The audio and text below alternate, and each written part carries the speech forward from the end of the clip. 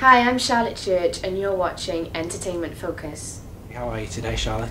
Very well, thank you very much. Feeling good. And you were just saying you've travelled up from Cardiff. What were you doing back there? Yep, today I came up from Cardiff where I live, where I was with my babies yesterday and the day before. I had a couple of days off, but I always go back home to Cardiff, so generally if I come to London for work then I just travel up in the morning, travel back in the night, so then the next day I'm with my babies.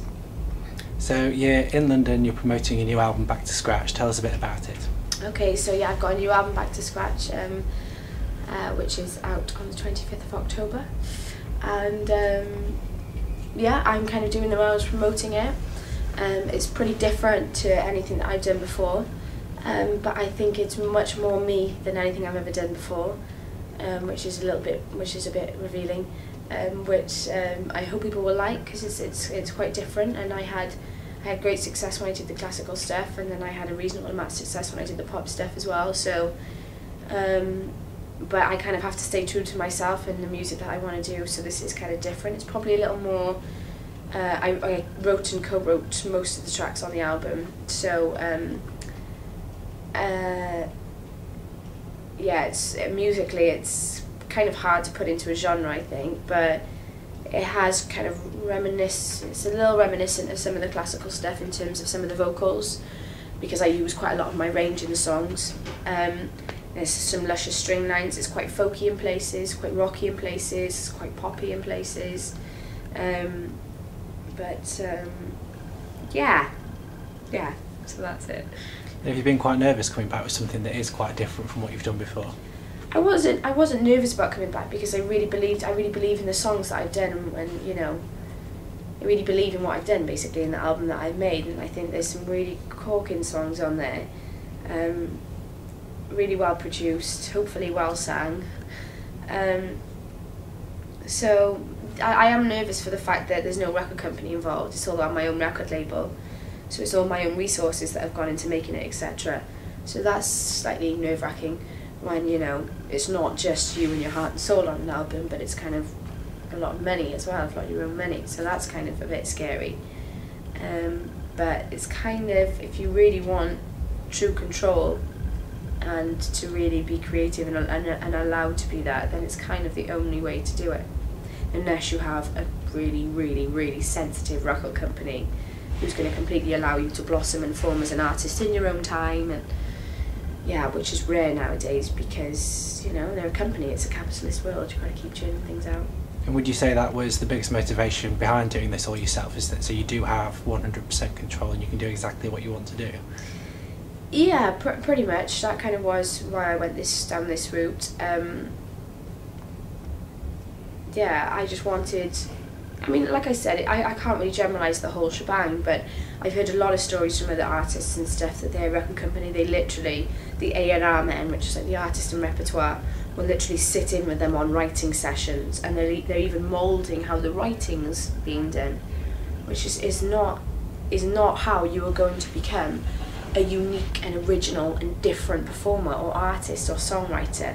The only way you're going to do that is through experimentation yourself, finding your own way, finding, you know, little quirks about yourself, or ways that you write naturally, right from inside you.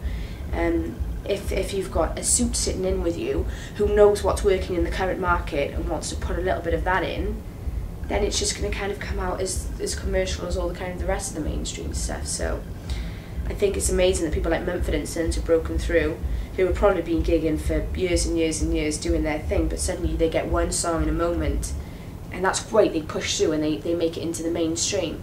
But I think there's so many artists, if you just dig a little deeper than kind of everything that's really so obviously out there, there are some unbelievable people to be found that should be selling more and on more TV shows and more famous or whatever. And what's your hope with this record? My hope with this record is that people remember what I do, because I feel a little like I've become a bit of a soap character, that, you know, my life is in these magazines week to week. Most of it is absolute doo-doo. And my main thing is that, you know, I write and I sing, and that's how I express myself. I don't, you know, that's not me in the magazines at all. That's not who I really am. If people are kind of interested, that sounds like a bit of a silly thing. People are interested in who I really am, but it's true. If people really want to know and would buy a magazine to find out what I'm like, or what my life is like, or what my relationships are like, then it's all in this album more so than in the pages of a crappy magazine. So talking about the songs on the album, which is your favourite one? It's hard to say which is my favourite. I've got lots of favourites. I love Back to Scratch. I love Ruby and Cup of the Sun, because they're about my little boy and my little girl. Ruby obviously about my little girl, and Cup of the Sun about my little boy. I love a song called Don't Think About It, which I didn't write actually, which was written by a local singer-songwriter in Cardiff called Colin Regan, who kind of was just been singing it for years round the gig scene in Cardiff. And once I heard him sing it, I was like, oh my god, that song's unbelievable, can I please sing it? Yeah, there's the Story of Us, which I wrote over in Nashville, about my mother. It's a lovely song. It's kind of sad, but it's one of my favourites. Yeah, there's loads. I love them all for different reasons. Would you say it's been quite liberating being able to pour so much of yourself into this album? It has been liberating being able to mainly it's been liberating for me kind of musically and vocally. I've learnt that, because I kind of thought, I'm a singer, I'm not really a musician, I can't play any instruments.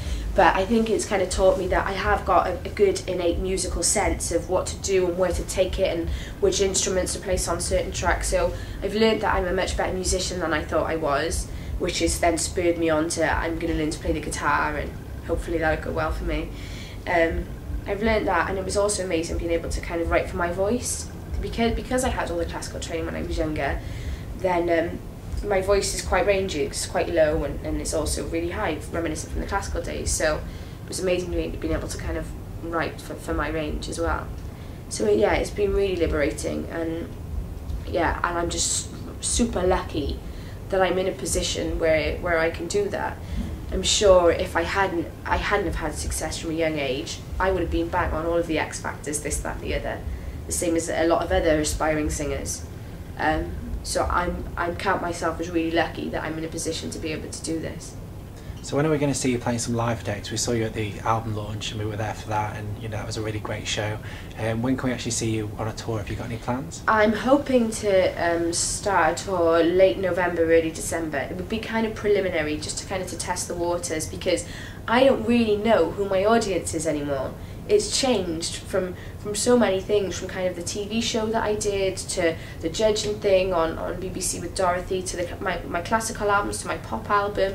So I don't really know who will be fans, whether it will be, whether I'll take a lot of people with me, which I hope to. So yeah, I'll do a preliminary couple of dates, hopefully, kind of late November, early December, and that's what it's all about for me as well. So kind of apart from the creative process of actually writing and creating the music, then being able to perform it live with a kicking live band is such a buzz. It's just amazing, and I think it speaks to people much more when you go and see it. It speaks to me a lot more anyway if I go and see an artist live, and to hear them singing songs that they've written themselves, singing it live, seeing the emotion in their face, just speaks to me much more than on a CD. But one of the great things about when we saw you live is that you are, you're quite a storyteller in between the songs as well, and you engage with the crowd. I mean, is that something conscious, or is it just literally you're filling in time between songs and you just, Nothing I ever do is very well thought out, to be honest. I just kind of stumble my way through stuff. But yeah, so I will talk to the audience and stuff, because for the night I kind of count them all a bit as friends, because especially if they're kind of fans who are paying for a ticket, then it's just the way I've always been as well. I'm just a bit of a chatter, and I want to explain. I want, rather than just like a lot of people will just sing the songs and kind of take your own meaning from them, and I want people to take their own meaning from them, but then I also kind of want to say, well, this is kind of why I wrote this one, and this is what this means to me. Yeah. So let's just talk briefly about TV, because obviously you had your chat show and you were saying you're on the Andrew Lloyd Webber show. Have you any other TV projects in the pipeline, or is it just about the music for you now? I might do some TV stuff next year, but I don't want to spread myself too thin, because I don't want to work too much, because I've got 2 young children and I want to spend as much time with them as I possibly can. So at the minute it's all about the music, and that's what I enjoy most. Don't get me wrong, I did enjoy doing the TV stuff, but you know, I miss this. I miss this when I'm not doing it.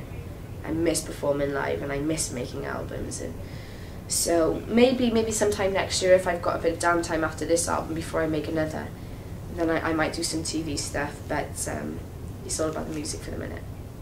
Okay, so last question, what else can we expect before the end of the year? Obviously you've got the album, the single, you were talking about a tour. Is there anything else you're going to be fitting in, or is it going to be family time? Pretty much family time, you know, apart from a possible tour and just promoting this album and maybe a few more singles. I'd love to release a Christmas single, but we shall see. But apart from that, I'm going to be busy present buying, decorating my house, and looking after my babies, really. That's it. Well, if you did want to release a Christmas single, you've always got Snow. Yeah, that's kind of what I was thinking, but we'll see. Snow is a funny little song. It's beautiful, it's not very commercial at all. It's 5.5 minutes long as well. But I don't know, I just get a feeling that funny things work at Christmas time. So you never know, we'll wait and see.